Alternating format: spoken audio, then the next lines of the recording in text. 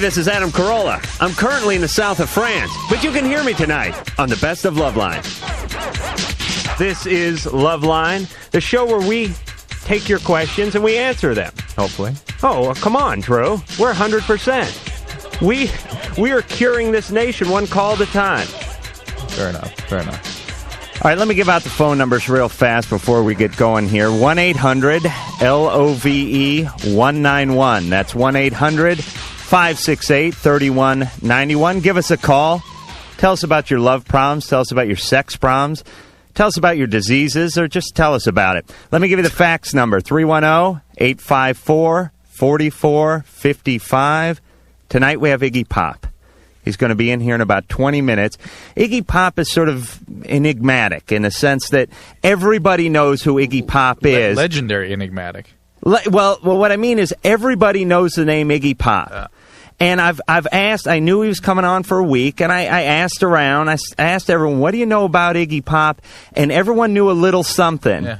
But everyone definitely knows who he is. No one said, huh? Everyone knows he's into music. Everyone knows he's done some weird stuff in the past.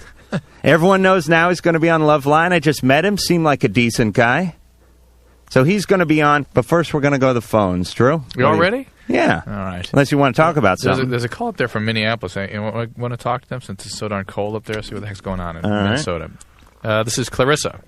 Yes. What can we do for you? Well, I have a problem. See, I dated this guy during the summer, and, well, we've gone on a couple dates, and here and there, just casual, and I never really knew how I felt about him until I saw him the other day, and I just knew that I really, really liked him, and I would do anything for this guy. I'm an 18-year-old virgin, and I want him to be my first one. Wait a minute. This is the guy you just met? No, she dated him a little bit during the summer, right? Yeah. But nothing clicked. Well, no, it did click, but I was too shy, and I'm still a virgin, and that's why I was kind of scared to do anything. But I'm so full of sexual energy for this one person that I would do anything, and I would let him do anything to me just so I could just If he's listening, he's already in the car, I got to tell you. Well, I don't know how I can just go up to him and tell him this, because I kind of, I was so nervous that I really kind of... All right, wait a minute. Slow down. Slow down. Okay. Why did you stop dating him? Or did you? I mean, you went on a couple of dates over the summer. Well, more than a couple, probably. More like 10 or something. Why'd you stop? It was just because, I don't know. I mean, he actually burned down his house. That was kind of a stopper. I mean, he kind of had to, move and everything. He burned his house down? Yeah, he lit a candle or something. I don't know. I don't know the whole story. No, wait a minute. All right, so he's into satanic ritual. Yeah. We've established that. Don't you want to know something about this, like whether he intended to burn the house down? Well, no, I know everything, but I'm not going to explain it. Did he intend to burn the house down? What? No, he didn't. It was an accident. He lit a candle, and he left it there, and it caught on fire. The drapes caught on fire. What's your boyfriend do? Insurance fraud? So, all right, you went out on 10 dates. Yeah. How far did you get with him? Actually, I didn't even get anything. I'm so shy around him, but now I know that I wouldn't be shy if I had one more chance, and why? I just don't know how to start that. Why this guy? What's the deal? What's this guy? You can't describe him. He's such a god. You would absolutely die. I mean, I would do anything to this guy just to... All right. Wait, I'm getting hot now, Clarissa. To what? You do anything to what? Do anything to him, like... To what? Jesus, handcuffs, whipped cream, anything. But I get the sense that you want to sort of consume this guy. It's really not so much that you want to have a relationship with him. Well, kind of. I mean... You want to eat him and pass him. But I mean, that's not exactly the healthiest thing to focus on another person. I mean, I just want this person so bad. All right, but wait. How do I go up to him after... All right, wait a minute. Now, hold on. We know you're obsessed with the guy. We've established that. But just tell me why you stopped dating in the first place. Okay, now what? Why did you stop dating this guy in the first place? We kind of just drifted away. I mean, he called me once, and I wasn't home, and All right. This sounds fishy. Yeah. There's something up here. Something's going on. Clarissa, you still got the guy's number? Yeah. All right, call him up.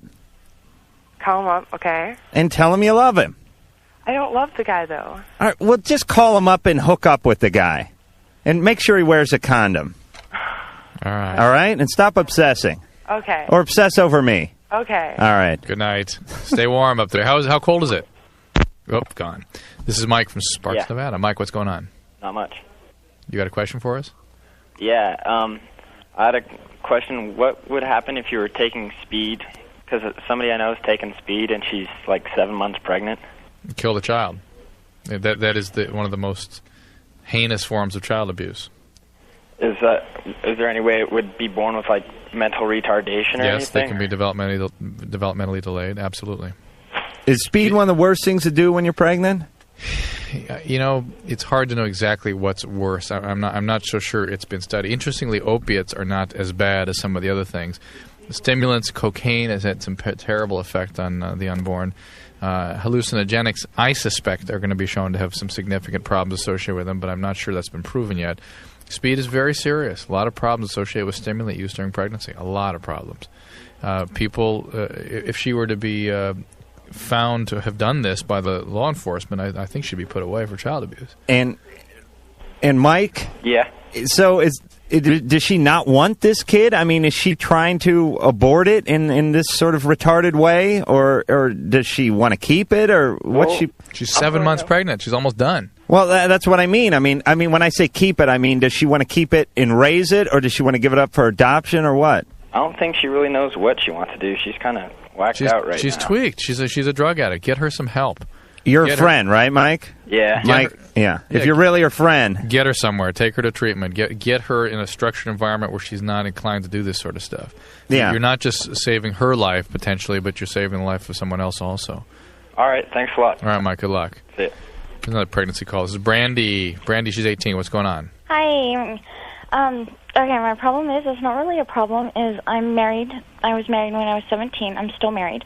So, and I'm 18. You can get married when you're 17? If your parents sign. All right. Yeah. Oh, they did? Yeah. Both I can just see her folks. Yeah, get out of here. Okay, I'm 2 months pregnant, and I want to know, like, I don't know if it's normal, but I'm always horny. Oh, yeah, I've seen those movies. What? Oh, yeah. It's well documented. Women are hornier when they're pregnant. That's true. And they're hornier on their period, aren't they? Not necessarily, but some are. I think they say that just to screw with the guys. They're just standing there going, really horny now, and the guy's going, I don't like to be touched. Right now? No, like, I'm always horny. Like, when I wake up in the morning to when I go to bed, I, like, have to have it, and if I don't have it, I, like, have this big conniption. Jeez, I wonder how you got pregnant so early. Well, it was done deliberate, so don't worry. Really? Yeah. You mean the sex part was deliberate? Yeah, well, so was the kid. Really? Yeah. 18 and you set out to have a child? They're married. So what? Well, they got married at 17. That's pretty premature also. I mean, that's Well, no. Not if you love somebody. How old is your husband? 18. Wow. Wow, you guys are going to be going to your kid's open house and still have acne problems. But this going to an open house and still have acne. Okay. Not enough time in the show to pass on every message, Brandy. Well, no, I just... So what do you want? I want to know if it's normal. During pregnancy, you're talking about. Is it normal for it to be more like that during pregnancy? To be horny. Yeah, well, yes, all the time. That's one of God's great tricks. It is. Yeah. And doesn't it stop? I mean, at a certain point? Yeah, it often stops in the third trimester. Because you get too big. Yeah, but the bigness sort of what creates some of that blood congestion down there that causes some of the stimulation. So pretty much horniness is just where the blood happens to be at any given time. Am I right? That's part of it. Because a guy... Hold on, Brandy. When a guy's horny, his blood is down on his unit, right? Right. When a woman gets excited, again, the blood goes over there. Yeah. When the breasts get excited, the blood goes over there. Yeah. So it's really just about where the blood is at any time. Yep. All right. And, I want to tell the guy, the previous caller, Yeah. his friend who's doing speed while she's pregnant, Mm-hmm. the baby can form crystallized lungs, There's a lot of different crystallized liver, all his internal organs can become crystallized. Well, it's Which is bad, Doc? it's kind of very bad. It's kind of a simplistic way of looking at it, but there are a lot of serious problems that can happen. Brandy, you're taking care of your fetus, aren't you? Oh, yes. Good girl. Everything going okay? I take very care with my child, yes. And you may want to use the love grommet if you're going to be having sex. A what? The cushion, the grommet I invented. The love donut that your partner puts around his schwanz. Oh, okay. Yeah, because you want to be prodding the child at such an early state of development. Oh, okay. All right. I'm sure she's going to take that advice. Every word you said, Adam. She's just hanging on it. This is Alex, 16. Alex, what's going on? Hi. What's doing? Nothing much. All right. Did we call Alex or did he call us? Is that it? He called me. What's doing? My girlfriend wants to have sex, and I have a little problem. Because I have these, like, little small bumps on my penis, and I have no idea what they are. Uh-huh. So you're reluctant to show her your penis. Yeah. Yeah. I got the same thing because my butt's real hairy. I got it. I'm not even going to tell this story, but I don't like to show my hairy butt around. You know, it's a little embarrassing sexually. Imagine that. So I know where you're talking about. Hairy, right? Well, I think the hair causes the sweat, so it's not fair to call the hairy and sweat. I'm thinking if the hair was gone, I wouldn't sweat so much. But what are these bumps, Drew? I don't know, they're like goosebumps, but they're there all the time. Right. Then they're called Pearly penile papules, and they are totally normal. Really? Yeah. You mean, yeah, but are they sore or anything? No. Are they discolored? Have you been sexually active before? No, I'm a virgin. See, they can't be a sexually You got pearly penile papules. I rented that. So, Alex, you're okay. That's normal. Turn the heat up. Get some love. Well, one time there was a painful one where they got really big. You got like a pus, like a kind of like a zit. Yeah. That also happened. That's a pearly penile carbuncle. That's correct. Yes. Do you see what I know? Those will go away, right? They usually could have drained by themselves and go away. You got to be careful with All that. right, Alex, put a condom on and go to town. You have my blessing. All right, thanks. Yeah, you're 16. Wait. All right, don't do anything you're not ready for. All right, let's go to Stephanie in Torrance. Stephanie, what's going on? You know we got Iggy Pop coming in here in a few minutes. That's cool. Good. Okay. I've been with this guy for 9 months. Mm-hmm. And he's 9 months younger than me. Mm-hmm. And it's like I give him so much. I'm always doing what he wants. Mm-hmm. And doing what he asks. And I never get anything back. Are you crying now? Or are you laughing? What are you doing? A little bit of both. The tears of a clown. You give, and never get anything back. Yeah. Yeah, you know, that's how guys are, though. Guys will get used to anything in a hurry and then accept it as a part of life and take it for granted. But then when I, tell him I'm not going to be here forever and I'm not going to put up with it, right? He'll, tell me, you may not believe it, but I really do care about you, and then I think things are going to be different, and it just starts all over again. All right, so a lot of words. And a lot of talk. I seem to be kind of tired tonight, but what is it he's doing to her? Did you get He's doing nothing. Nothing. He's just emotionally unavailable to you. And I feel like if Give us an example. What is the biggest example of his ineptitude in the relationship? I think he takes me for granted. Yeah. You know, He's just not around when you need him, doesn't go out with you, that sort of thing? Yeah, and, I find out he goes out with... He'll want to go places more with my best friend. Right. Oh, your best friend. Yeah. Your female best friend. He's not my best friend no more, but... Right.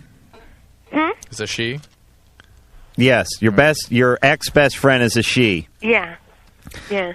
You know, it's fine. I feel like an interpreter here at some sort of bad teenage embassy. See, I don't understand. I think, is it because he's 9 months younger? He's only 17? No, it has nothing to do with the And age. I'm trying to grow up, and he's... It has to do everything with the kind of abuse that you're willing to put up with. In fact, seem to insist upon creating in your relationship. Well, she is calling, so it does mean there's some look, chance of putting hope. up with this crap. I'm sorry, but this guy is not worthy of a relationship with you right now. Yeah. Whether he's not into it, or doesn't have the same feelings that you have, or doesn't have the same needs for a relationship, or isn't expecting the same things out of the relationship. Whatever it is, you need more, deserve more.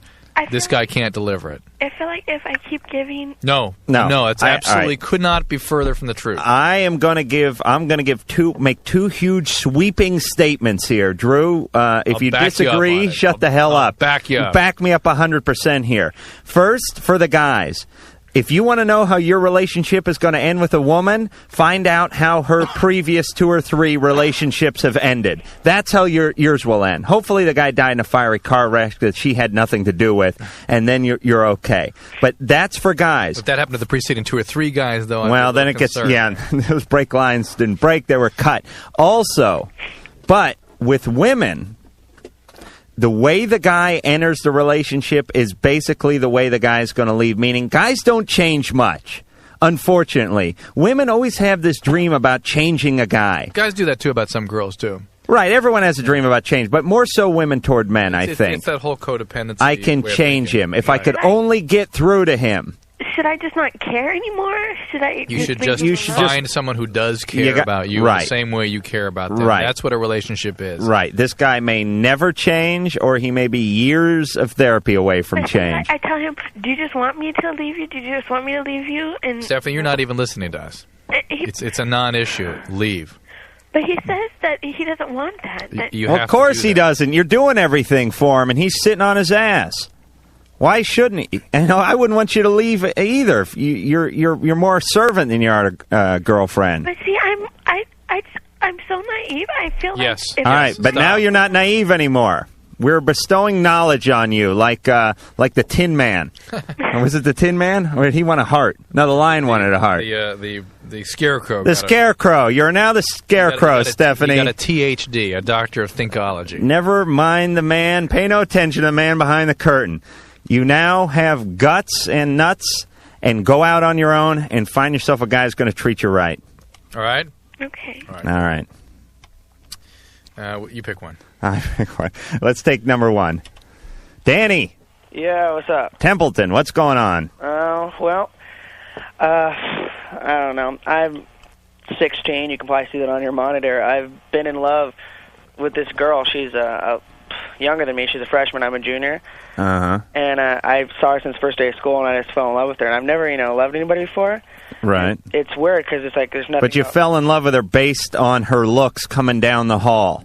It was on her eyes, actually. You know what, though? People usually, when they have that kind of reaction, it's more than just looks. It's usually something far sicker than that. It's usually the worst in people that bring out those kinds of, believe it or not. I'm not saying relationships can't work when those kinds of attractions occur, because they can, but it's usually sort of the sickest elements in each of us that create those kinds of attractions. Yeah, but, I went to the dance with her. It was a Sadie Hawkins dance. Oh, she asked you. Yeah. Hey. Yeah, but see, I still don't know. I mean, we had a great time, and it was more than I can ask for.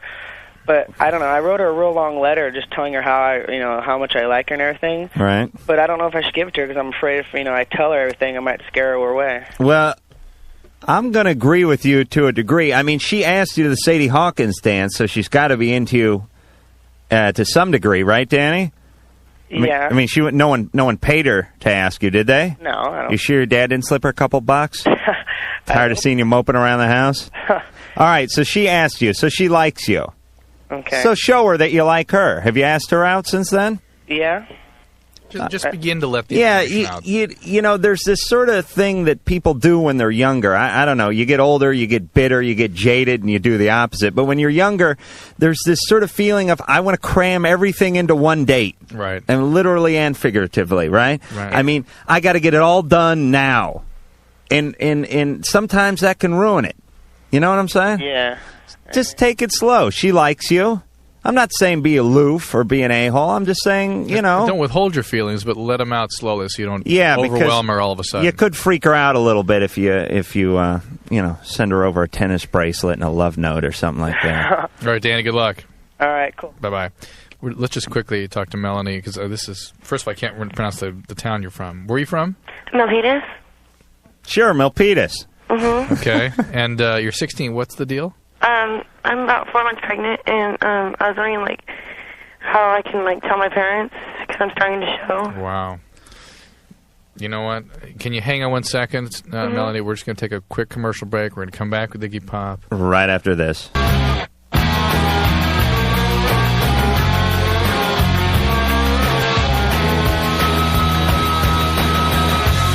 Alrighty, we're back. We're back with Dr. Drew. I'm Adam Carolla. We got Iggy. What?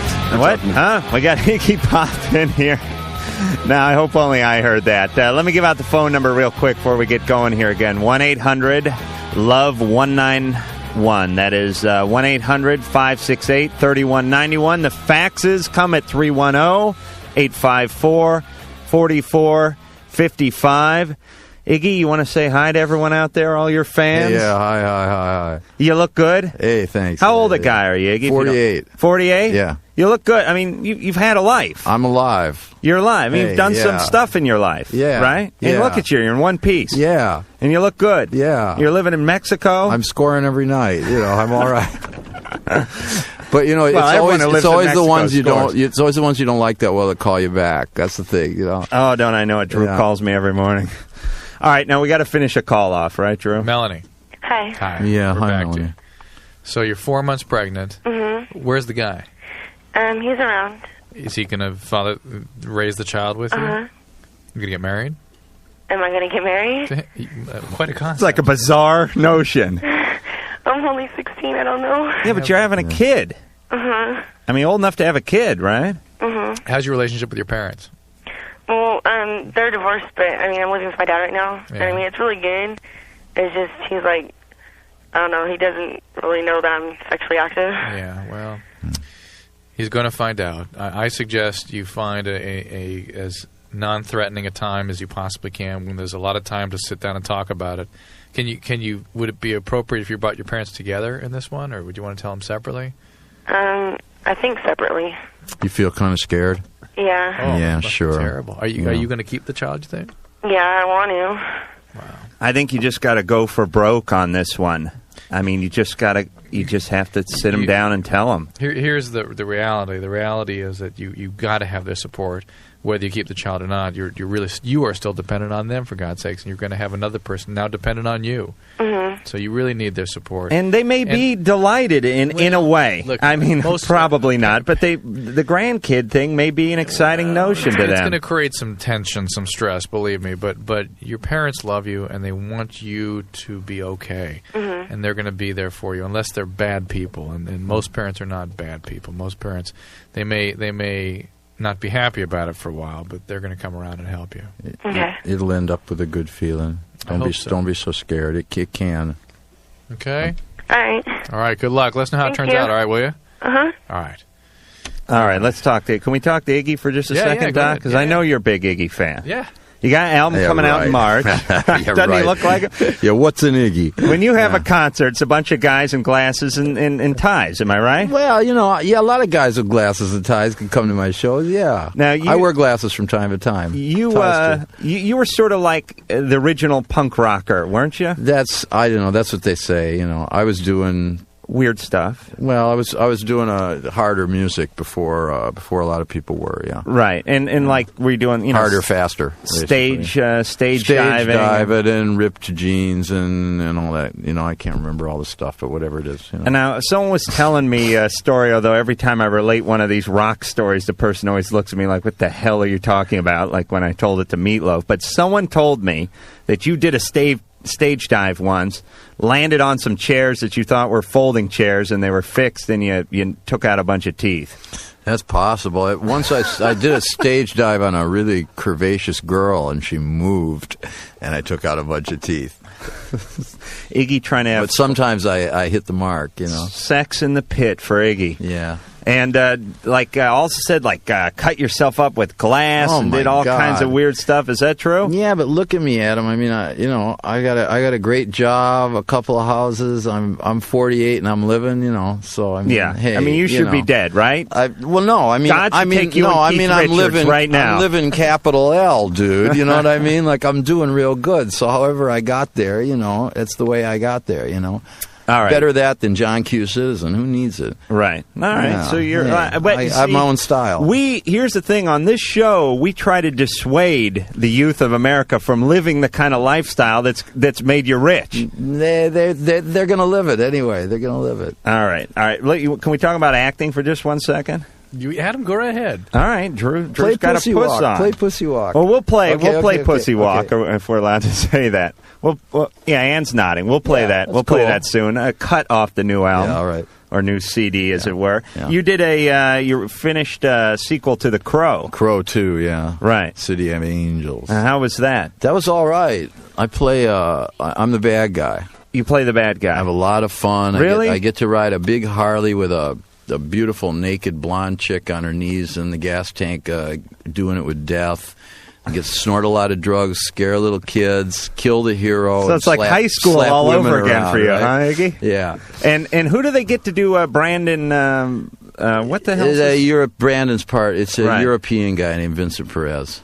Right. You wouldn't know him because he's European. He's from a million miles away. No, I don't get out of the valley. You don't actually. get out of the valley, right? But you want to help us with some more of these phone calls? Iggy? Yeah, I'd like to talk to people if they want to. All right, well, let's talk to Tony from Chaplin, Minnesota. How you guys doing? Good. Adam, Dr. Drew, Iggy. Hey, all right. You mean you're in Minnesota right now, man? It's cold, huh? Yes, I am in Minnesota. Wow. It's pretty chilly. Yeah. I think you were just here not a while back ago, or Wisconsin or something, too. Yeah, I think I played. Anyways, I got a little problem. Yeah. Involves an ex-girlfriend. Yeah. All right. I broke up with my ex about 4 months ago. Yeah. And I realize now, after I got a new girlfriend, and my life's kind of moved on, but I can't get over her. Yeah. Really bad. And I've been leaving, I took some advice from my boss, and we left notes on, or I left, little secret admirer things on her doorstep, and I haven't really signed my name yet. Yeah.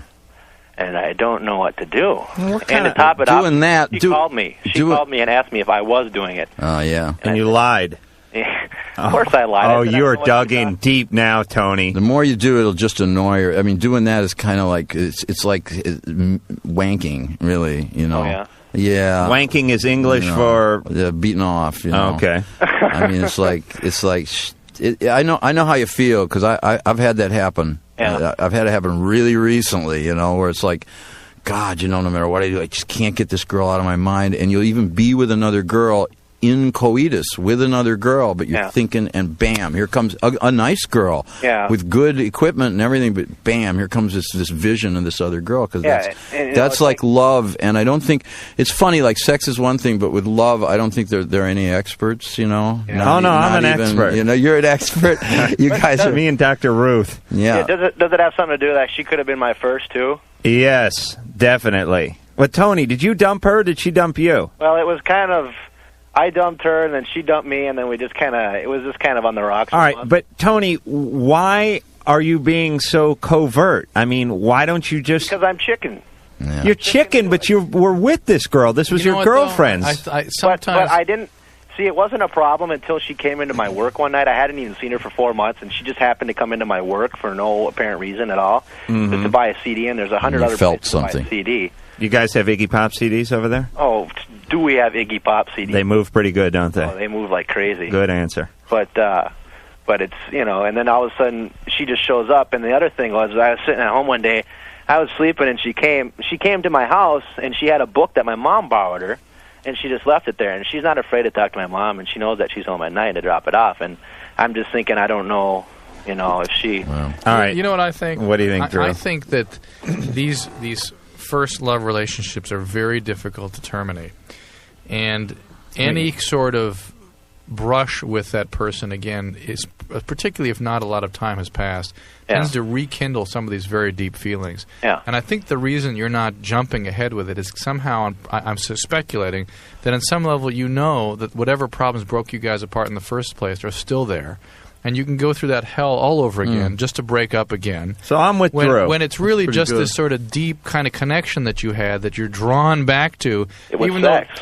Well, whatever it is. But the reality of the relationship is it doesn't function well, it doesn't work well. Yeah. And you're not going to... And I would suggest you kind of pull yourself out of it and try to let some more time and distance come between you and see if it still looks as good to you.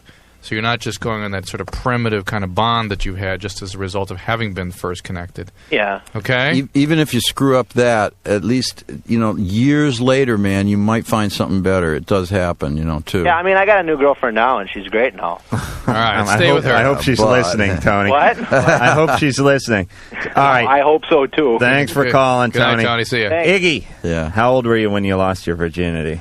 I was pretty old. I think I was like... Oh, hold on a second, Allison. We want to know when Iggy lost it. I was 20.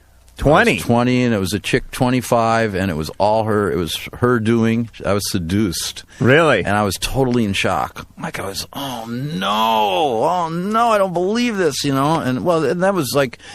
I think the standards were different then, too. It was like, that was in 1966, something like that, 67. And it was like, oh no! And I got on my bicycle to ride home, and I was in a daze, and I head on the car, and I was just like, oh Things my God! haven't been right and then I since. woke up the next day, and I thought, right, I want to do this to everybody. I want to try this out. So that's when you decided to go the music route. Well, no, I was doing music, but All right, but that's a job where you can actually do that. This is true. Yeah, you don't have to have a cup of tea first. You just can get straight to it. Yeah, 20's pretty good. I mean, that's pretty old. That's old, yeah. Yeah, I figured you'd at least line, shave a few years off there. I never even beat off either until I was like 25. Really? Is that abnormal, doctor? It's unusual. It's very unusual, yeah. I can't tell you what numbers I'd racked up by the age of 25. I was actually burning out on masturbation at 25. Of course, I'm back now. All right, Allison. Yeah. You got a question? Yes, I do. Okay, I have a problem. I cannot get an orgasm during sex. You're 16? Yeah. Oh. Well, I mean, I'm in love with this guy. Well, listen, Allison, most women don't. Well, that's a fact. Most? Most don't. Oh, because I'm good then. Most don't most of the time. I'm not right. saying that some can't some of the time and some can't others, but... Well, yeah, because, I mean, that's what I've heard. I've heard that you can't, or that some women can't. Most. Okay, well... But most, not 80%. No. 55. Right. Mm-hmm. And many can. Certainly the majority can. I mean, is it just that you can't for, like, forever, or... It depends on the person. I mean, is there things that you can do? All right, I'm going to tell you what's up, and Iggy, you back me up. Iggy's giving this look like, no, I'm not. Woman matures sexually. 16, a woman is not anywhere near her sexual peak, and probably doesn't even really like actually having sex except for the contact and the desire part. The emotional contact. The emotional part. Right. When you're 35, you're going to be going nuts. Okay, and I would predict that a lot of girls don't orgasm vaginally when they're in their teens and even in their early 20s. It would be very unusual. And then later on in their later 20s and especially early 30s, they bust loose. Maybe. Oh yeah, the dam's going to burst. Yes. Hope you're not in public when the dam goes.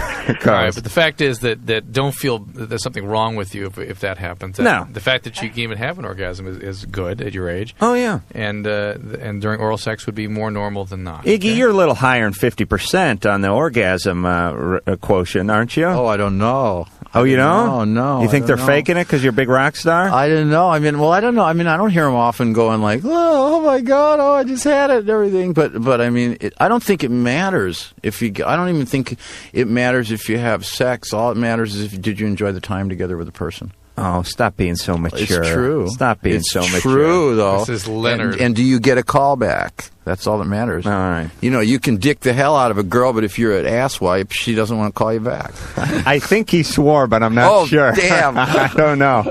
We're going to leave it. Borderline? Yeah, all right. Now, we got to go to a commercial, don't we? Yeah.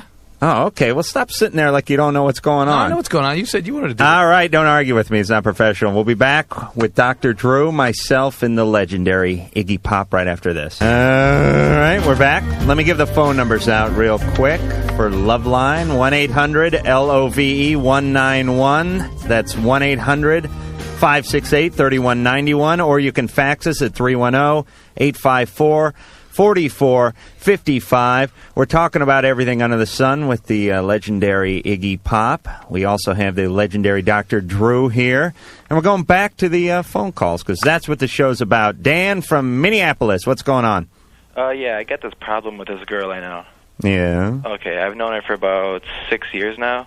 And I went out with her probably about 3 years ago. And I don't know, we didn't do anything. We just, kissed and stuff. And, well, I was at her house the other day giving her a back rub and stuff. We were just sitting there watching TV and stuff, and she started kissing me and stuff.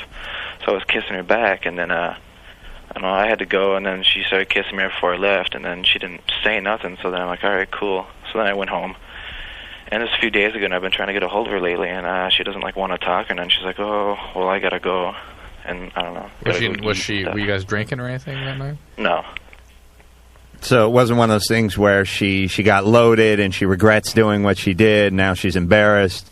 No, she might be embarrassed because we're such good friends because she tells me everything and I tell her everything. You gotta have the talk with her. You got to figure out what's going on. Iggy, that you ever have someone that's a good friend and you kind of cross the line there? Yeah, or somebody that's got somebody else, or for some reason you're not supposed to be lovers. You're supposed to be something else, and then you go over into the other area. Right. Yeah. Cab driver, fare. It gets funny. Physician, patient. Whatever. It gets funny. Yeah. Right. Roadie, rock star. How do you feel, man? Like, do you wonder why? Is that what's really bugging you? Well, I just wonder if she did she not like? Do you think did she not like kissing? Right. Yeah. I know that's the bottom line. That's what you're wondering. Did she like kissing me or didn't she? Yeah. Wow. I know that's a tough one. And God, you don't want to ask her because she might not. Or do you think he should? He's got to ask her just what's up. Period. I mean, where are we going with this relationship? And maybe she may just be in a panic. Well, are you really into her, Dan, or are you just kind of confused? Well, yeah, I've liked her for a while. I mean, she knows that I like her. But she's probably in a panic now. I mean, oh my God, I'm responsible for this guy's feelings, and he's my good friend, and maybe I've ruined the friendship. I mean, who knows what she's thinking? We don't know. Sure. He's got to ask her. Well, let me tell you something, Dan. A woman's like a cockroach. If you flick the light on real fast and go running through the kitchen, they'll scurry off. You got to sneak up on them a little bit. You know what I'm saying, Dan? Yeah. You can't just call her 3 times a day. You can't follow her around. You can't necessarily confront her. Sometimes you have to just chill out, let her feel that there's no threat, that she's not being pressured, that she's not being pursued. Let her think about it for a little while and call you. I think if a lot more people did that, a lot more relationships would work out, or at least they'd stand a better chance. Iggy, am I right? You're right, but are you able to follow that in daily life? Who, me? Yeah, yourself. Oh no, I'm a stalker. No, right. I got 8 restraining. I got 8 restraining orders right now. Now let's see. I'm not even supposed to be within 50 yards of Drew. I'm going to be calling the police after the show's over. Yeah. Now we're going to be playing Iggy's song pretty soon, right? Soon. 3 minutes. Soon. Which song? We're going to play Buzzy Walk. All right, let's try this. Or as they say in Spanish, Boozy Walk. Leonard, Skokie, Illinois. He's 20. Leonard, what's up? Hey, welcome. Greetings from Skokieville. Thank you. Yeah. It's in Illinois. It's freezing cold, man. Yeah, that whole area there is getting iced. Yeah, I'll tell you, it's so cold the old Jennies are starting to shrivel up. Yes, Jenny short for Jenny Towel. Oh, you perfect. Hey. Yes. All right, here. First of all, I wanted to say your idea about the penis donut. Yes. Oh, ingenious. The love grommet. Oh, yes. You're a genius. I have a knack for inventing things after they've been invented. It exists. It existed. Well, it's only 7 years old, so, you know. I've never heard of that. Oh, maybe I'll check into that. Okay, here's my problem. Ready for this? Okay, it started out, I was at a party over Thanksgiving weekend. A bunch of college guys were in town, and we got back together, and we were boozing it up. We were having some drinking games, kicking each other around the room, that type of stuff. Sure. Some beer bongs. And the deal was the first one to pass out, and we all knew eventually we were all going to pass out. The first one to pass out got a hairy musket. What is that? Are you familiar with that? No, what is that? Okay, this scares me. What is this? Is it as bad as the Minuteman? What is that? I don't know, but it sounds better than the hairy musket. Okay, here, to sum it up. It's got something to do with the nuts. No. Oh, really? Basically, you spread your butt cheeks apart. You get down in someone's facial area, rub your anal canal back and forth across their face, expelling gas. Uh-huh. Okay. Uh-huh. Okay, so nobody wants a hairy musket. No. That's a sign of the devil. No, Iggy, do you want a hairy musket? I don't want to listen to this guy. This is like lowering my quality of life. Leonard, I got to tell you, Iggy Pop is rarely repulsed. But he's going to make an exception for you, Leonard. You brought him down to a lower level of existence. Right. And this is just what they do on your campus? You said there's a fraternity? Practice. These in Cleveland Steamers are behavioral patterns. What school is this? It's Champaign. University of Illinois. Yeah, this is just what your folks scrimped and saved their whole life for. So my son could go off to school, get loaded, and get a hairy musket. Well, it's been a family tradition. Grandpa used to give me one. Okay, so anyways, I mean, that's quite a deterrent to passing out. Nobody wants to pass out knowing they're getting this hairy musket. Right. Okay, so, the night's getting on, and we're all feeling our alcohol. And finally, the big friend, we call him the Big Papa. He's about 320 pounds. Right. He's got the hairy howitzer, right? Right on. He falls off his chair into a dead, passed out coma. So right away, instead of calling 911, you guys all reach for your belts, right? These are good friends. Oh, yeah. Guys got no pulse on the floor and they're dropping their shorts. I start guzzling my beer, getting some air in the old intestines. Drop the drawers, get down there, and just let them go. Okay. Well, this is good. So. All right, Leonard.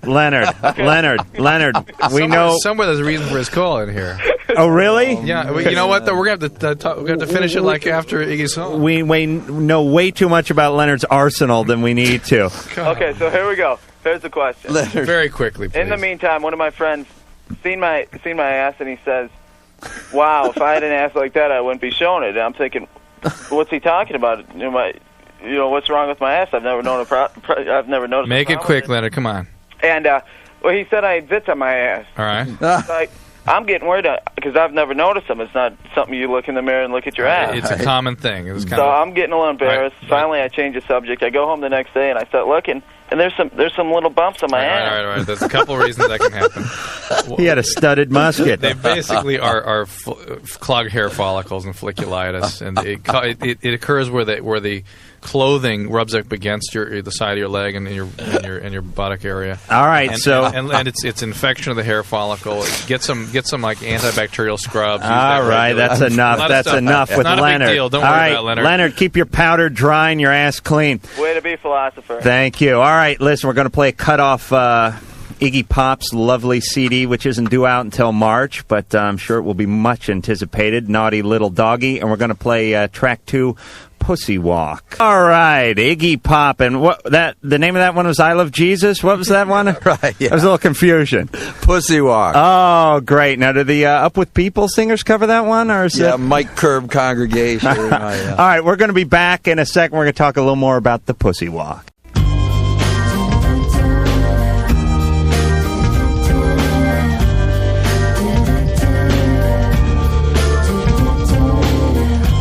All right, we're back on Loveline with Dr. Drew, Adam Carolla, and the legendary Iggy Pop, who just walked in the room. We're going to come back in 10 seconds. All right, we're back. Iggy, fantastic song. Hey, thanks. Ann was in there shaking her booty, digging it. Not the kind of song that a woman would be proud of liking. What it is? Why? I thought it was awesome. Well, I mean, it's a good song and they like it, but I don't know if I heard like Doc, someone's singing like, "Hey, can your penis juggle? Can your penis ride a unicycle?" Well, it's about just saying that you're thinking about it, and a lot of, they're walking around with this thing, and they're aware of it, Oh yeah. Yeah. All right. Now, can we talk to you a little about David Bowie? Because everyone... What do you want to know? I don't know. Every time your name comes up, then David Bowie's name seems to come up. I worked with him a lot. Right. Now, I lived with him and stuff. How'd you meet him? God, I was in a bar. Somebody said, "Well, this guy likes your music, man." Is this in New York or in England? In New York. In New York. So I met him that way. You were performing there, or you just happened to be there? No, I was just having a beer. It's a legendary bar. Everything I do seems to be legendary. So it's a place called Max's Kansas City. And you were having a beer in this bar. I don't think I was having a beer. I was probably like taking drugs or something. But okay, but you're washing it down with beer? No, I don't think I was drinking beer. I don't know what. All right, but you're in the bar. You're getting loaded or something. All right, you're getting loaded. Yeah. How old were you? 20. What? I don't know. 22.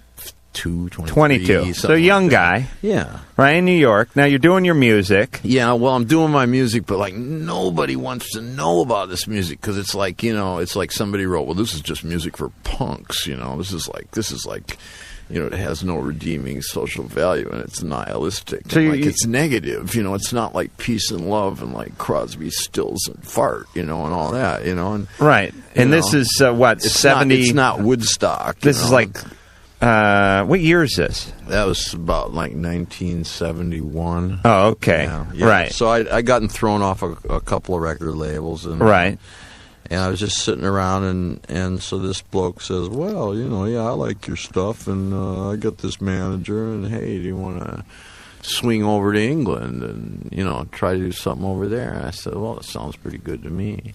Right. And you were loaded, so what the hell? Yeah, right. You woke up, you're in Manchester. Yeah, right. All right, so you're in England, you're shacked up with Bowie now. Well, no, I had my own digs, And, okay. No, it kind of basically, I sort of had these, but I had these like friends, these derelict friends from Detroit area called the Stooges. Right. Like, they were like social misfits, but musically like years ahead of their time, they were like screwed up the way the teenagers of today are, but only 20 years before, so I thought what I really want to do is get these guys over there and record them, so one by one I kind of got them over there. And so you brought the Stooges over to England. And we kind of looned around England for a while and upset everybody, and then we made I think we did one gig. And then nobody wanted us to do any more gigs. And then we made a record instead. So did you ever go out and tour with Bowie, open for him or do anything like that? No, I never have. Really? No, I don't open for people. I opened for a chick once for Chrissy Hynde on a tour. Oh, well, she's good. Yeah, Pretenders. But that was like a long time later. Right. Well, not that a man of your legendary status needs to open for anyone, but I mean back then when Bowie's career was going a little better than yours at the time. It was going way better than mine. Well, I'm being kind, Iggy. No, you don't have to be kind. I mean, I'm not that careerist, really. Right. I just figure I just kind of do what I do, and I like it, and then trust in people to get with it. Right. Now, would you go so far as to say you influenced him a little bit, or the other way around? Oh God, I think probably everybody influences each other. Well, that's a fair answer. All right. Yeah. All right, Iggy. Very diplomatic. We're going to get to some more calls. You want to help us out? You pick one. You can stay for a while, right? Yeah. You having a good time? Yeah. Sure. Yeah, okay. Right. Let's go to line... wait a minute. Let's go to line 2. Yeah. Yeah, right. Will. Yes. What's the problem? Well, I've got a little fondness for my local video store's adult section. Yeah. You ever run into Adam there? I'm sorry? You ever run into Adam there? I didn't get you. Did you ever run into Adam there? No. You haven't. You should at least see my cardboard cutout life-size likeness that's pointing the way to the porno section that a lot of stores have now done. I hide behind the little curtain that sort of partitions it all. Hey, Will, you know what? I was in a video store the other day, and the porn section was roped off for a few minutes, so I started walking around. You know what I found out? They got sections for everything. Everything. They have a comedy section. No kidding. They have like a sci-fi section. I had no idea. Yeah, there's all kinds of stuff at those stores. What do you know? What do they think of next? Yeah. So, Will, what's the problem? Well, I just want to know, I've heard on your show that you you have referrals to organizations for people who are sort of hooked on things, alcoholism, that sort of thing. Right. And I wanted to know if there was a number that would sort of help break the habit. Because you get it, masturbating a lot and spending the money more than is really good. And this is sort of typical. People get sort of addicted to the phone sex lines and this sort of thing, and they end up losing a lot of money and time and preoccupation with this. Get caught up in thinking it's fun and things like that, and not getting out and meeting people. Right. Like that. And there's something called SA or SAA, Sex Addicts Anonymous, that you can probably contact through Alcoholics Anonymous. We don't have any specific referrals in your area. I would just call Alcoholics Anonymous or Info Line. Most communities have something called Info Line. You're looking for SA. How long has this obsession with porn been going on, Will? It's been a number of years. The most people that are... Because it's been a while since I've had a relationship. ...involved in this field find that a lot of these sorts of preoccupations are tied up in problems with aggression and dealing with aggression and anger. And it's part of the process of getting over that is sort of working through those feelings. So yeah, it sort of tranquilizes. Yeah. It's another kind of a escape. It's another kind of a drug of sorts. Yeah, definitely. If you have the addictive, I hide. If you have the addictive makeup, if you have the addictive sort of reward system set up, it tends to have some momentum and progressivity to it. But so I guess the question is, how much is too much? Yeah, I guess when you feel like it's interfering with other parts of your life, and you can't contain it, and it's really affecting you, losing financially, you're losing career, your productivity's dropping, your ability to have normal productive relationships are off. There's a problem. Now, I get free porn, so does that mean it's not a problem for me? You're just beyond any potential for treatment. Thanks a lot, Will. Okay, thank you. Iggy, what kind of porn you like? I don't like porn very much. Really? Nah, I had never even watched it or anything, and then like the other day I was in Cleveland. Oh yeah. You know, for this like Rock and Roll Hall of Fame concert, and I didn't know. I knew this one chick, but I lost her number, right? So I didn't know anybody, and it was late at night, and I turned on the channel, right, and I watched one of them, and like, you know, I was like, I did the whole porn thing, right? You know, but I didn't feel very great, you know, so I just went for like a live human being the next night, and I felt a lot better. That's a bizarre concept. You know? So pornography is not your girlfriend then? No, right. Wow. All right, I'm going to try that. Maybe this weekend. This is Brian, 23. Brian. Yes. What can we do for you? Let's say I first want to say you guys have a great show. I love you guys, and I think Iggy's lying to us.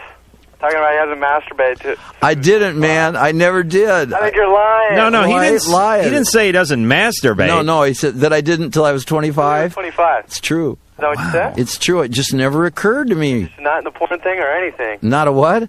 You're not in the porn thing or anything. No, I'm not into it. I mean, I tried it a couple times, and like the last time was that time in Cleveland, but I just didn't. I just didn't dig it that much. But I mean, I made up for. I beat off a lot once I got once I got into it. It was double time as soon as on his 25th birthday. Yeah. All right, well that's all I wanted to hear. Okay, good. Okay, well first off, I've been in a relationship for over 3.5 years, and you know, the first year and a half, all roses, great as far as sexually. Then I moved out with my partner on my own, my best friend. That didn't work out, so my girlfriend and I moved in together. Just seemed to be the right decision to make. Didn't really think about the consequences. You know, at first it was cool. You know, it was like playing house, but sex kind of slowly just started to diminish. Started bringing it up, you know, from time to time, and it was a real touchy subject. She kept on getting upset. Now we're kind of on the verge of breaking up after 3.5 years. Right, you lost me. Why was she getting upset with you? Were you pressuring her? No. We were just discussing it. You know, I was just kind of asking her, you know, is it me? You know, I was thinking attractiveness-wise, you know, what's the deal? And it was just kind of like, I don't think she really knew, you know. And I was just really trying to, you know, find out. I was telling her that, you know, first year and a half was great. You know, you couldn't, you know, Cindy Crawford could have walked by me nude, and I went and looked. All right. And now I told her, you know. So you lied to her for the first year and a half of the relationship. But, you know, slowly I felt myself, you know, looking at other women, you know, talking about going to the porn shops and stuff. You know, slowly but surely it was just kind of getting worse and worse. Now, up till now, it's like maybe four times a month we'll have sex maybe. And it's like I'm just, you know, 23. I just don't know what to do. Well, that's not great, but I got to tell you, once a week is not as bad as we've heard. Right. And especially for a relationship that's been going for 3 years. Yeah, about 3.5 now. Yeah, I mean, I'm not saying you're setting any records, but I don't know if that's. You know, I think that's salvageable, don't you, Drew? I mean, once a week, I'd be happy to begin it once a week. Is it the physical that makes you feel so bad, or is it more like you feel like, well, gee, she doesn't like me as much? Well, that too. I was asking her, you know, am I not attractive? You know, she. Yeah, right. I know. No, you know, it's not that. And, I've gone through that too. And you know, of course, you know, I understand that. You know, the first part of the relationship is going to be great, and you know, as you roll on, it's going to get tougher, but you can work through it. But it's like now.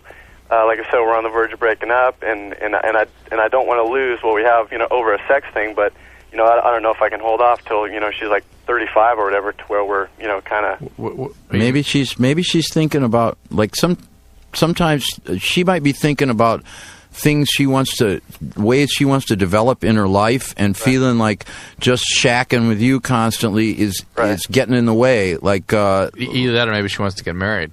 Oh, I see. Well, we've talked about that too. I think it's just, you know, when, like I said, the first year and a half we weren't living together, so it was like every time we saw each other, we were kind of the same track. You know, we knew, you know, after dinner, you know, boom. Right. And it's like now, since we live together, you know, we see each other every day. Every morning we wake up, and it's kind of taking the wind right out of it. I think she just needs like more emotional love than anything now, and it's like I'm just like completely. I just don't really know what to do because I've never been here before. It's uncharted waters, you know. So I was just wondering if you guys had any advice, or like maybe some of your older listeners or something, you know, who'd been there. I've been there. Okay. And he doesn't want to hear from you though. Oh, you don't want to hear from me? Sure, I do. I said you guys are Hey, Drew. He said older listeners. What kind of crap is that? I'm older than he is. He said older listeners. I listen plenty. That was a subtle way of telling you, Adam, I don't give a... Just Drew, just go get your pointer stick and point at that clear mannequin or something, whatever the hell you're doing for money. You guys have like a lot of younger callers, and I mean, in all seriousness. All right, Adam, let's hear your wisdom. This is a pretty serious. Oh, now I'm under pressure. Listen, Brian, I think continue the relationship but move out of there. Move out. What? Really? Yeah, because I'll tell you, I told you my theory. Relationship, good for a certain number of days, live together, use them all up. Yeah. Consecutively. Right. You move out, you see her twice a week, you're dying. See, that's the thing. I mean, it's like this. Drew's married. Drew has triplets. Drew has an obligation, a moral obligation. Right. You know, he's not getting sex every night, but this is his family. This is his life. You don't have an obligation. You're just coming home and taking someone for granted. You know, and I think you're getting used to it. Iggy, you're chiming in? It's been my experience that once you start living with somebody and for a serious length of time, the sex is going to diminish and it peters out. And the only good thing I can think of to say about it is that, on the other hand, something else really cool can come in, like when you have a partner in life and all that stuff. Right. And that can be really cool, but to keep the sex going, boy, it's pretty damn hard. Yeah, because I know that's most important. You know, I mean everything that we share. You know. Yeah, all that stuff. Like, that's way more important. You know, but at the same time, that's my big head talking. My little head's telling me. Yeah, I know. And this is like, and we've discussed. I've discussed moving out. You know, and she says, well, what is that going to do? What happens when we get married? We can't just move in and out when we're married, you know. And I guess I just get the feeling that if we were to get married, nothing would change. And talk about an obligation. It wouldn't, but it's okay at that point. I mean, once you get married, that's what happens. Everyone I know is married eventually gets cut down to 4 times a month.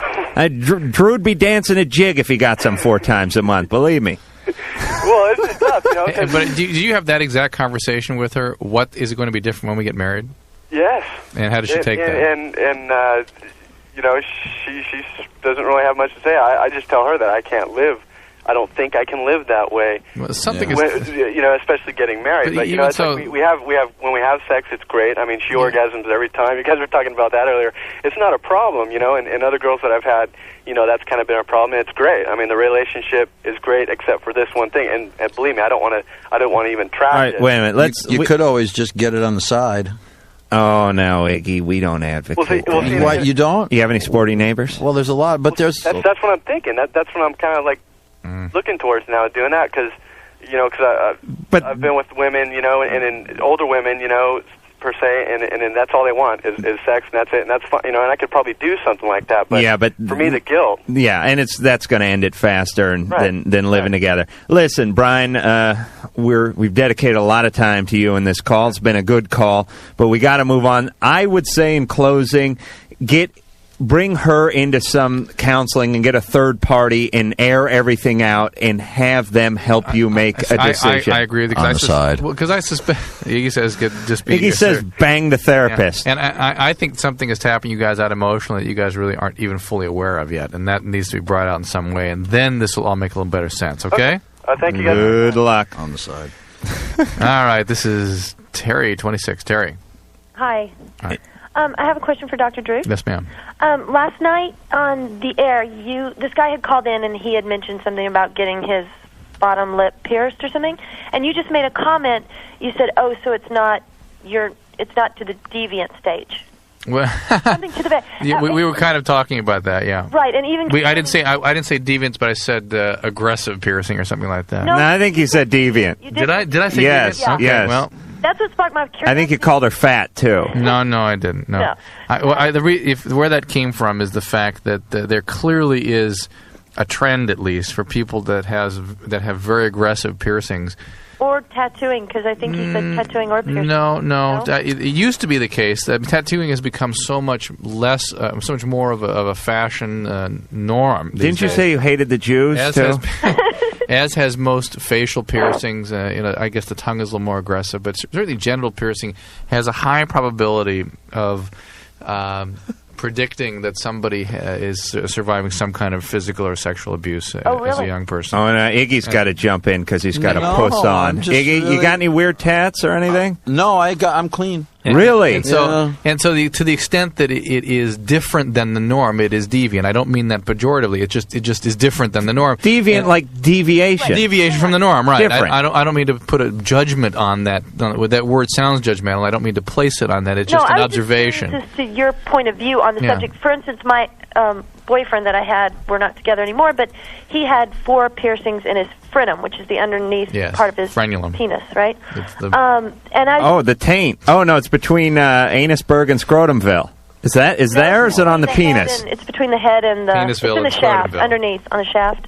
Oh, so it's between Headville and Scrotumburg. Exactly. Oh, I see. And I wonder, though, if it's not... I'm going to retire there, by the way. If it's an unnatural preoccupation with sex, to some degree. Well, to some extent it is. It's an unnatural feeling about it anyway, and it is, again, an attempt to master something that was so traumatic to the young child. And usually it's sort of the way of, maybe perhaps understanding it is, this thing was done to me by somebody, and I'm just going to do it to myself before anybody can do it to me. That's interesting. All right. And sort of that's the way it's been. I have some sort of recovering patients, recovering heroin addicts, things that have some very aggressive piercings, and that's the way they explained it to me, in fact, as to why they do it. So. Also, you know what? Off the air, do you think that you could refer me to a therapist? Yeah, why don't you hold on, okay? Thank you. Okay. All right. Let's talk to Iggy for 1 second before we go into these spots. Iggy, you've done plenty of weird thing in your day, right? I don't think so. You don't think you've done weird stuff in your life? Natural things. Everyone thinks you've done a bunch of weird stuff in your life. But you're aware of that. You're going to wind me up, man. You're starting to wind me up. I got to go soon. No, wait a minute. Weird, not bad. Not hurtful, but people see you is a guy who's done some trend what setting. What kind of people? I don't know. There's a lot of different kinds of people, All right, but you've never wanted to get your penis pierced or any like a wooden plate in your lip or anything like that. I was with somebody just the other night that was all like really pierced, heavily pierced, and like. It was pretty to look at, but it got in the way. Really got in the way. Yeah, so it wasn't a sexual... Yeah, a lot of people say they get these piercings to add to the sexual pleasure, but... They insist that it's so much more pleasurable. You know what was nice, though? I kissed a girl with a pierced tongue, and that was really nice. I liked that. Did she do anything else with the tongue? No, I just kissed her. That was it? Because a lot of people say you get the tongue pierced, and then you go, where I the don't know guitar about goes. That, but anyway, that was nice. Okay. Nice, All right. One more reason for everyone to go out there and get pierced. We're going to be back with Dr. Drew, Iggy Pop, and more Loveline right after this.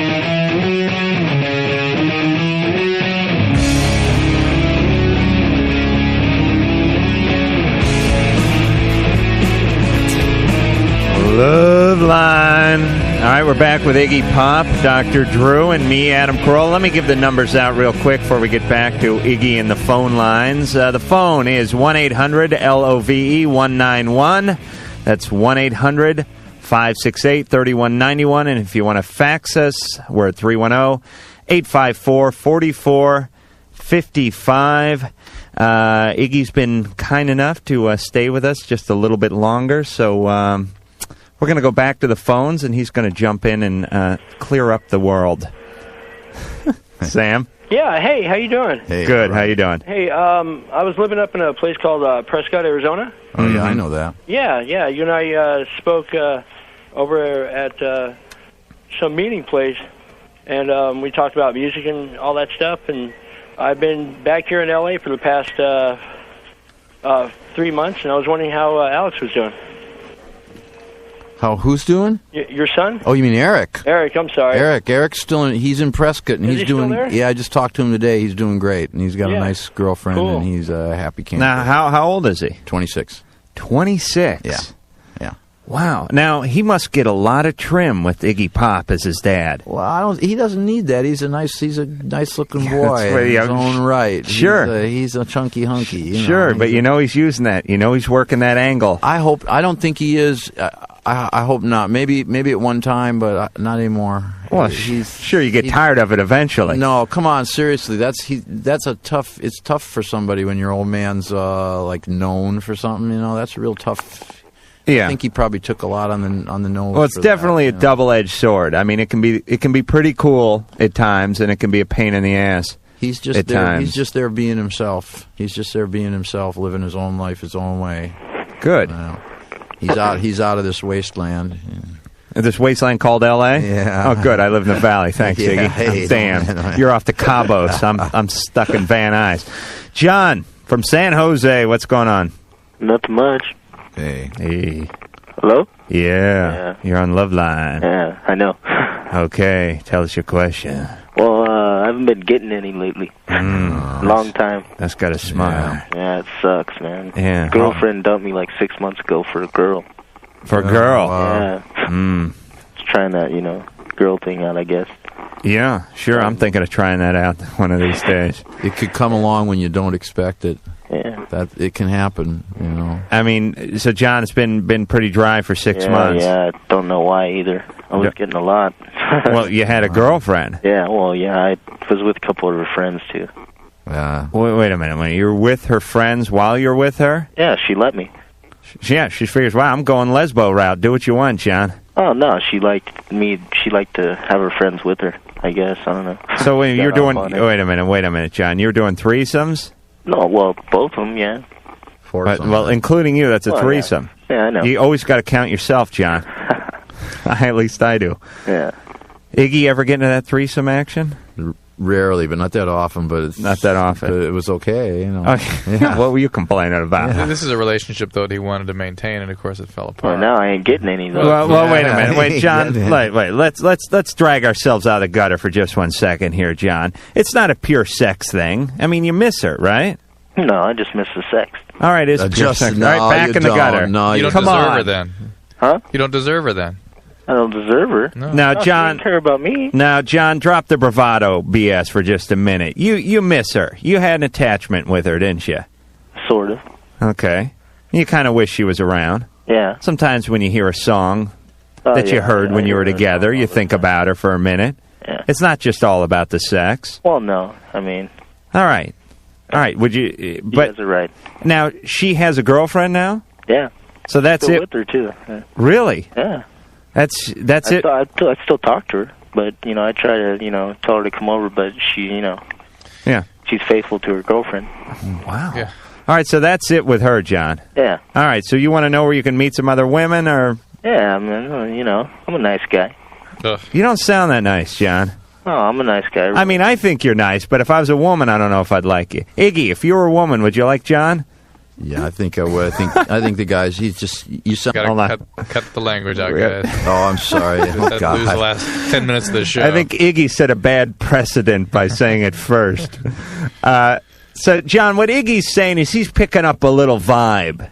So he wants me to beat off or something? Or what? All right, wait a minute. John, get out of the gutter here for just a second. Iggy's a guy who's been around, man. He's like a sage. He's seen it all, and he's getting a vibe from you like maybe you're a little misogynistic, meaning you don't like women so much.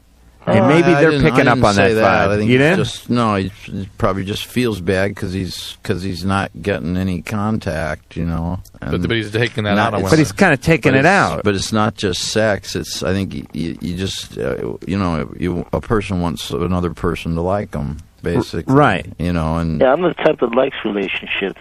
Yeah, me too. Oh, you do? Me too. Yeah. I don't go out. I don't have sex with a girl unless I'm with her.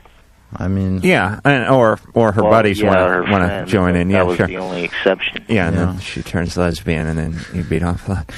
But John, that's a tough place to be in.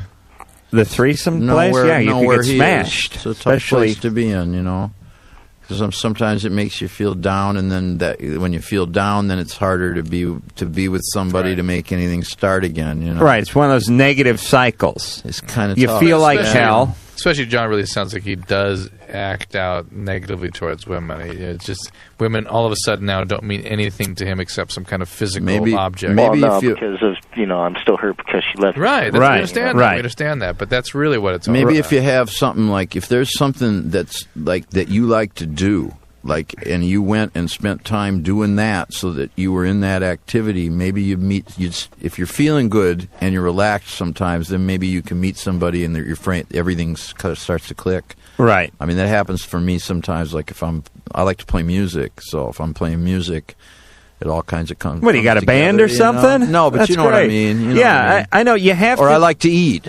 Like I meet a lot of things go well for me in restaurants because I'm in a good mood. You know, you know what I mean? Because I like to eat. I don't know. Maybe you know what I'm saying, right. man. So what should I do, John? Here's what Iggy's saying. I love putting words in everyone's mouth. Iggy's telling you to chill out. Cheer up.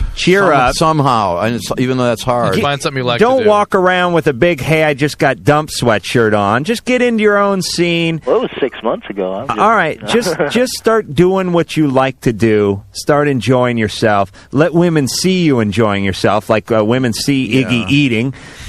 they get all moist, and they come run over the table.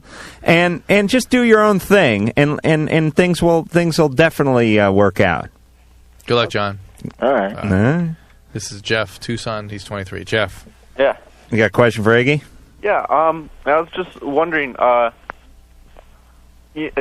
song "Fun Time" that you did back quite a while ago. Boy George does it now. Are you getting like royalties and stuff from that? Yeah, you get a royalty. Are you like? I mean, did he like come and talk to you? Because see, like I like all kinds of music, but Boy George is like one of my favorites. Yeah.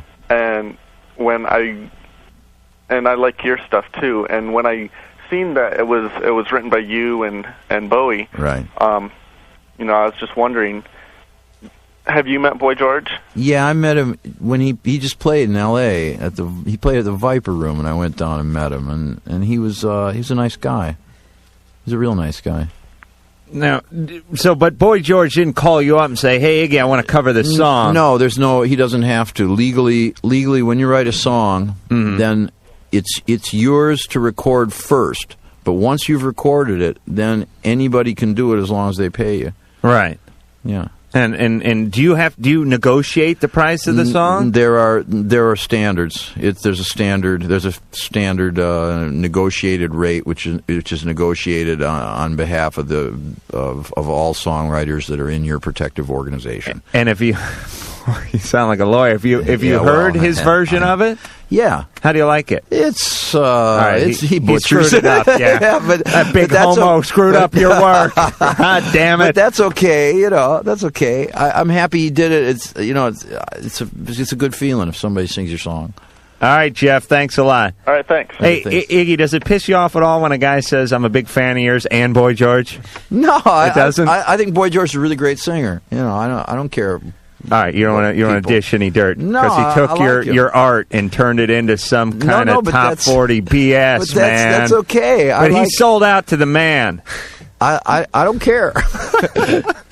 I'm trying to get you going, Iggy, but you're just having too good a time. It's a good song. He had a good time with it. All right, and you made a couple of bucks. You build a new deck on the place in Cabo, right?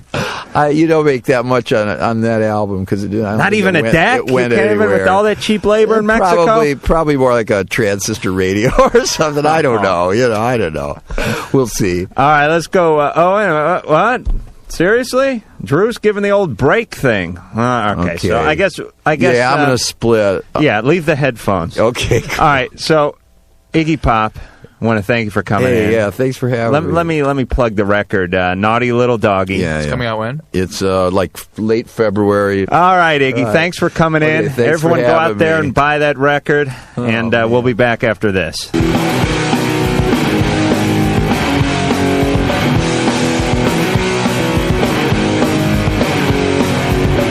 We're back on the show we like to call Loveline.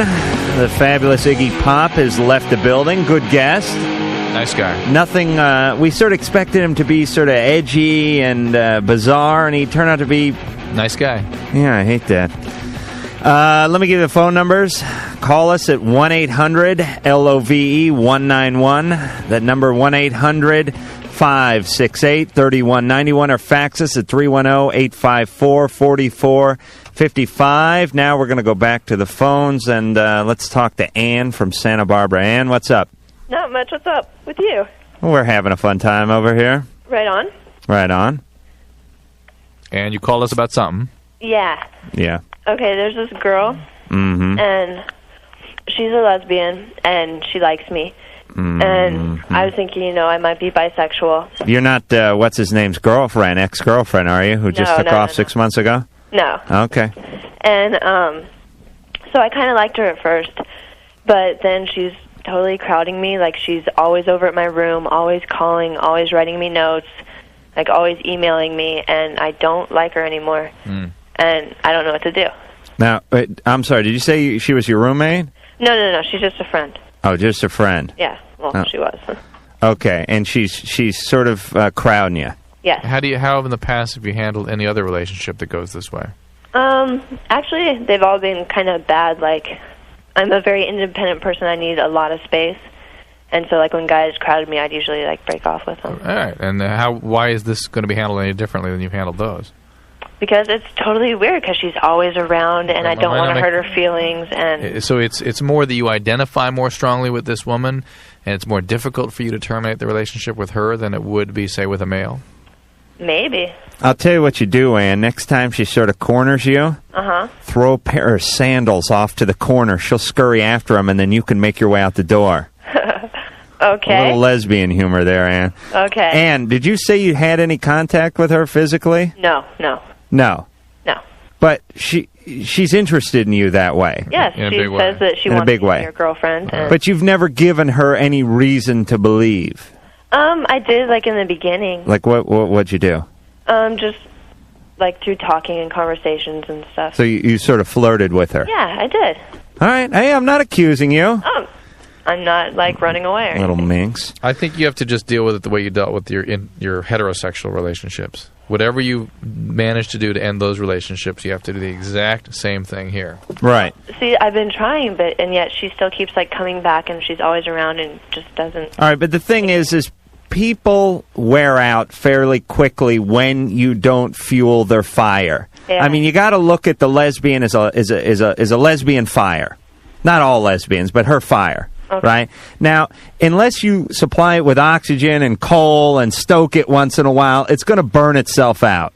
Yeah. It may burn hot for a little while, but eventually, if you don't supply it with the fuel of returning calls, the fuel of even returning calls to yell at her, of wigging out when she comes over, of even acknowledging her, eventually it will just burn out. That's how it works. How long is it going to take? Because it's 6 to 8 weeks. 6 to 8 weeks? Yes. I don't know. That's how long it takes to get stuff in the mail. I'm figuring it's the same with lesbians who stalk you. Yeah. I can't give you a time. It takes a while. But don't fuel it. That's the fastest way to burn it out. Okay. Ignore her completely. But she still keeps coming back, like in the notes she will stop if you ignore her eventually.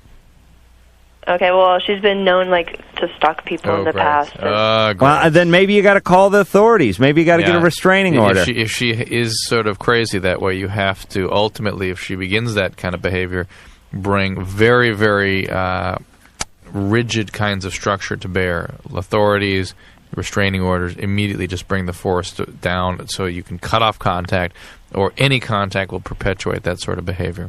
Yeah. Okay? Okay. Good luck, Ann. Be yeah, and careful also with the girl that's doing speed and she's 7 months pregnant. Yeah. She needs to really get help, because I know someone who did that, and I think it does have a long-lasting effect. It absolutely does. That's not something you have to speculate about. It absolutely does. Not an easy thing either. Yeah. All right. You get off speed yourself? Yes, actually, yes. Congratulations. Good luck, Ann. Thanks. Have a beautiful night. Thank you, and mahalo. Let's talk to Matt. Mahalo. We're now talking to somebody in St. Paul in 3 feet of snow at 28 below zero. Tiny bubbles. Matt, it's 80 here. I'm burning up. I figured that. I'm burning up here, too. I got skin cancer just walking out to the convertible this morning. Matt, I have to put PABA on just to get the paper. Really? Yes. It's that. I had to put gloves on just to get the paper. I'm a little disgusted with my climate. I'm sorry, Matt. We can't change that, but we can help you with your problem. What is it? Oh, it's women. I mean, I don't have any exotic stories about any, other guys attracted to me or any other guys attracted to my girlfriend. anything like that. But I tell you, I got this girl. She's 9 hours away from me. I'm dating her. It's kind of been on and off, in the past years. My dog during high school once. Now we're both at separate colleges, and things seem to be going well. And the sex is great. Everything's going well, but I'm getting a little sick of the distance. Yeah. Every time she calls, I'm watching Apollo 13. Hey, I want to watch Apollo 13 with the guys. I don't want to talk on the phone for an hour. And I got this other girl here who's, cute girl also. Oops. But I don't know if I want to sacrifice it or not. I don't know what to do. What do you mean you got this other girl here? Well, nothing's happened. I think she's a potential girl here. I think she's a cute girl, and I'm kind of getting a vibe, but You're getting the vibe that she's digging Matt's scene. right, exactly. Right. And how's that vibe? Because I get that vibe a lot, and it's never right. Well, women are the master of vibes and deception, But your antenna's the not... vibe is, it's the touching, it's the... Okay, the so family. she's making excuses. Let me just put that out to guys. When women make excuses to establish any kind of physical contact, they're digging you. When they laugh, I'm going to do it to Drew now. Drew, you're okay with your sexuality You're enough making for me an to excuse here to do this. I'm making an excuse of the excuse. When they laugh and go, "Oh, that was so funny," or when they go, "Hey, you got some egg on your face. Let me wipe that off," or "Hey, there's some buffalo crap stuck to your jeans or something. Let me pry that off of there." Any excuse to make physical contact. Right. With you, and they're into you. And by the same token, when they'll do anything not to touch you, it's usually a bad sign. But she's into you, huh, Matt? Matt? Yes, what? Pardon me? Matt decided he'd catch a little Letterman while I was going on one of my lengthy dissertations. I got everything you said. Any excuse. Right. Okay, so she's into you. And yeah. All right, this other girl's a full 9 hours away. Oh, full. I think when you're in college, it's an opportunity to date a lot of different people, and you ought to take advantage of that. It's a shame to be too tied up in a relationship, particularly one that's not particularly fulfilling because it's so far apart. And here's what will most likely happen. If you grind it out for a couple of years, you'll end up breaking up anyway, and then you will have spent your college years in this crappy long-distance relationship. And you never will have sowed your wild oats, as it were. That's exactly what I'm worried about. That's it, Matt. Matt, hate to say it, but I'd dump the long-distance one and go for the one that's making excuses to touch you. Good luck. Can I keep the best of both worlds? Nah, they're kind of dishonest to if do that. she's over there living her life accordingly, that isn't fair to her. If she's giving up dates because she's trying to be true to you, that ain't fair, Matt. So be honest with her. Good luck, Matt. All right, thanks. Good night. Take care. Bye-bye. This is Brandon, 18. Brandon? Yo, how's it going? Good. I guess my question's for Dr. Drew. Yes, sir. Marijuana smoking. I want to know how long it basically takes to get out of your system. Depends how long you've been smoking it and how heavily. All the time. Smoke it every day? Every day. Can take weeks. Really? Mm-hmm. Now, it's stored in your fat, right? Correct. Now, is a chubby guy going to store more? No, I'm actually kind of skinny, 5'9". But Brandon, it is stored in your fat cells, and if you are physically active or lose weight, you'll tend to mobilize some of the cannabis. And actually, I've had patients claim they got high when they started exercising a week or so after they stopped using pot. All right, so wait a minute. Let me get something straight. You smoke pot every day. Yeah. It gets trapped in your fat cells. Correct. Doesn't matter whether you're a big guy or small guy. It's in your fat cells. Correct. Everyone's got fat cells. Correct. Iggy doesn't really have fat He's cells, kind of lost them actually. somewhere. I don't know what happened to him. But All right, he's got no pot stuck to him anywhere. Well, maybe like in his jeans or something. But anyway, look, I don't want to say what he's doing. But the point is, they're in your fat cells, and then you go out and exercise and break a sweat, and you start burning a little of that fat. Right. And it's like scraping resin out of a bong. You ever do that, Drew? No, I never. Come on, even in college? Never scraped resin. Let's say the town was dry. You never went for a resin scrape? No. Mm-mm. Brandon, you know what I'm talking about, right? Yeah, I know. So it's like you're scraping the resin out of the inside of your body, and your body is smoking it internally. Right, correct. And the point is that if you're worried about a urine screen and you're a regular daily pot smoker, it certainly could stay in there up to 2 weeks. But Brandon, typically be out within about 5 days or so. Brandon, yeah. Let's talk about the real issues here. Okay.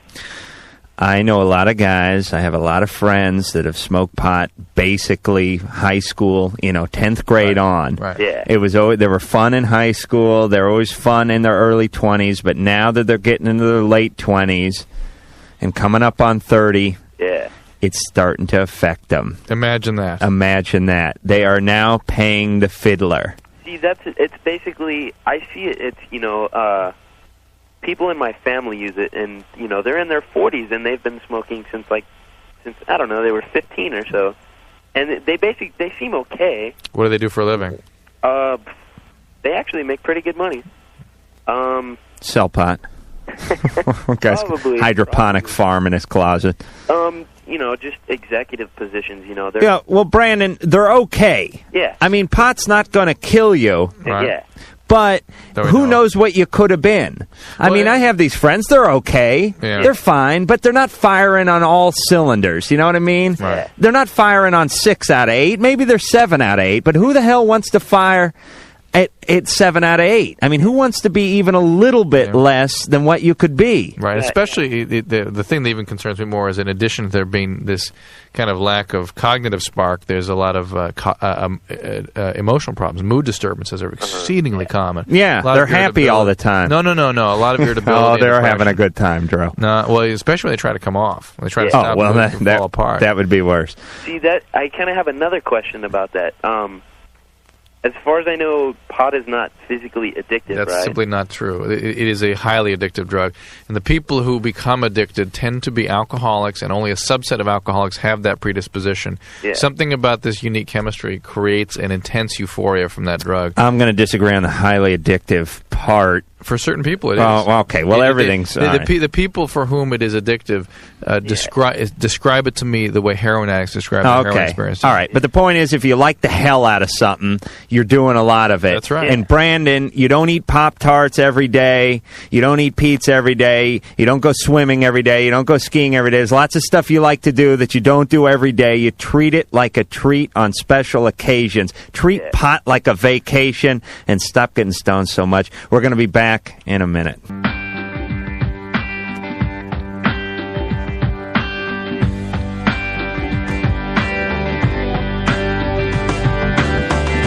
We's backs with S'more's Love's Lines. I'm Adam Carolla's, and that's Dr. Drew's over there, and we are going to help you out. And again, by this time of the show, I'm, as always, proud to be here. Thank you. Okay, good. This is now we're going to go to Nate from Chula Vista. Hey, what's up? Hey. What I wanted to talk about was to the doc. Yeah, Nate. I actually had something to, I don't know, something about what he was saying earlier about genital You got a bone to pick with the doc? Yeah, a little bit. Yeah. Sure. Yeah, me too, man. Well, what he was talking about genital piercing earlier, he said that, people with genital piercing, they have like a... Well, he said they had either mental abuse... What did I say? No, what did I say? What did I say? What did I say? I said people with aggressive piercings, with kind of wild piercings, have a tendency to be people who have survived trauma in childhood. And I have make that conclusion based on what my patients tell me. Sure. That I've observed that people who go through this, not only almost without exception have that past, but have a sense, some of them, why they do it. Yeah. So that's all I was reporting. And you got to realize, Nate, as a doctor, you're playing the odds. You're playing the statistics. You know what I mean? I mean, Drew doesn't have time for everyone who calls in to come in and do a case study on them. He's got about 3 minutes, or actually about 30 seconds, to make a decision based on data. Yeah. Right. And he's playing the odds. I mean, sure, there's exceptions. Oh, yeah. I do think that there's a definite head trip that's associated with it, though. All right. Yeah, I think anytime you're doing something that's drastically different than what the norm is, there's usually a little something up. And I don't want people to think I'm some, old square idiot or something saying you can't get a tattoo, or if you shave your head, I'm going to say you need to go into a mental ward. Right. But I'm just saying, generally, when it gets to be the sort of circus-like, freakish status, when you're putting, a bone through your nose and you're doing this, something's up. Yeah. And maybe something up isn't such a bad thing. All right, Nate? Yeah. Thanks, All Nate. right. See ya. Take it easy. Go out and puncture yourself, Nate. Hey, we got to puncture ourselves out of here. Oh, we do. All right. All right. Well, we got to thank Iggy Pop for coming out tonight. That was great.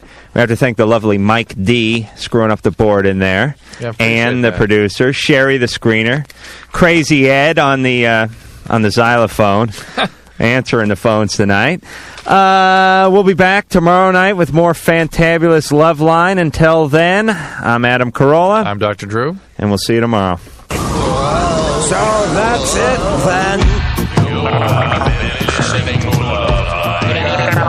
The opinions expressed on Loveline by Adam Carolla, Dr. Drew, or anyone are not necessarily ours. Be happy. Be happy. Happy, happy, happy.